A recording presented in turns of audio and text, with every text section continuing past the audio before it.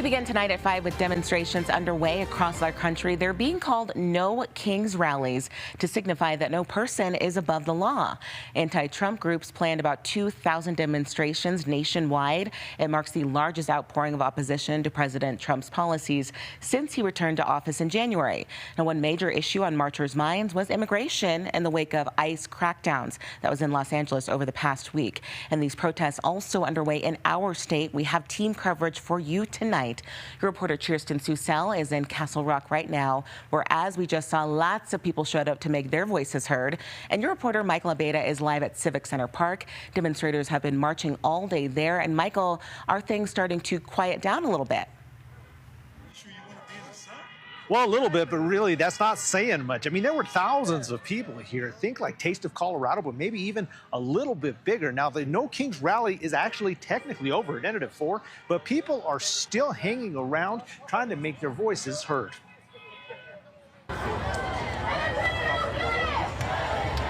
Saturday, thousands of people descended on downtown Denver to exercise their First Amendment right. It was Denver's No Kings rally, one in a series of nationwide protests where attendees voiced their opposition to the Trump administration and their policies. It seemed everyone had their own reason for showing up. It's really important to me that we're keeping our families together. I'm really concerned about women's rights. Your people voted for you. It's time to serve your people. But no matter what the issue was on the top of their list, all demonstrators agreed on one thing.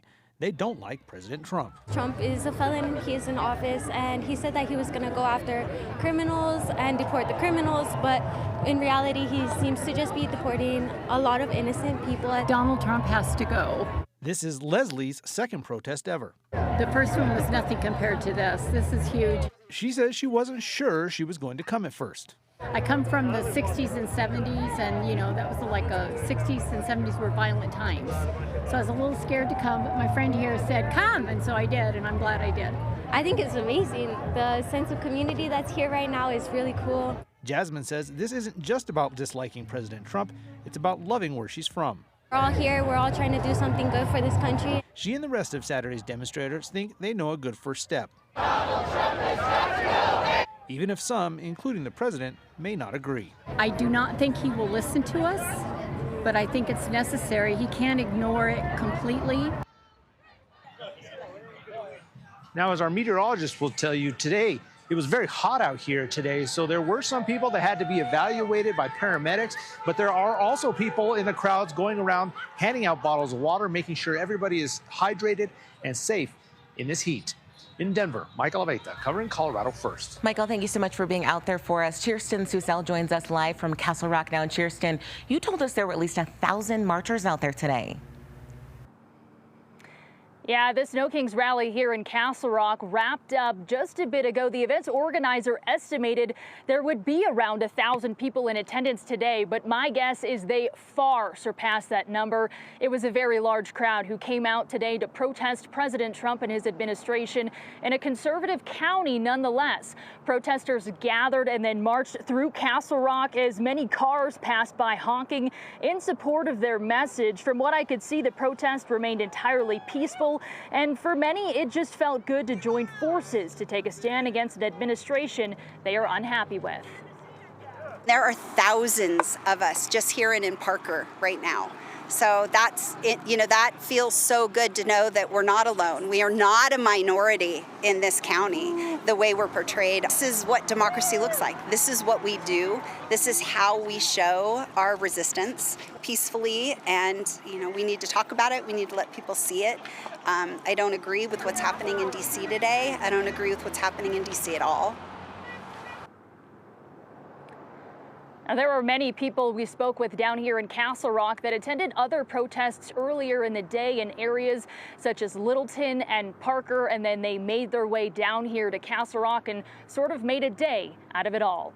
Live in Douglas County, Kirsten Susel covering Colorado First. All right, Kirsten, thank you so much. Also in Douglas County, protesters in Parker weren't only rallying against the Trump administration, but also against an effort to make Douglas County a home rule charter.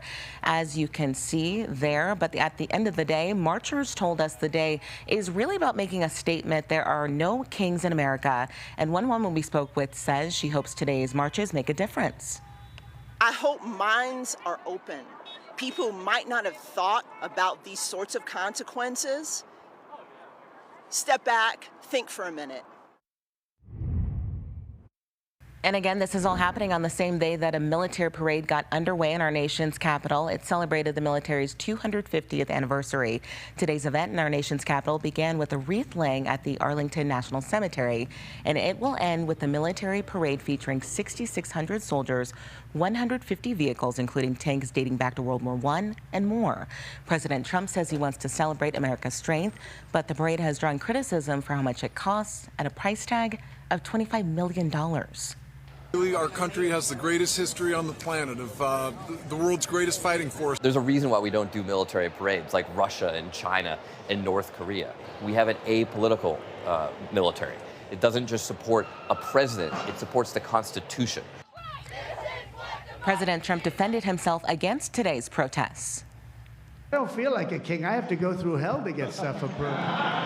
A king would say, I'm not going to get this. A king would have never had the California mandate to even be talking to him.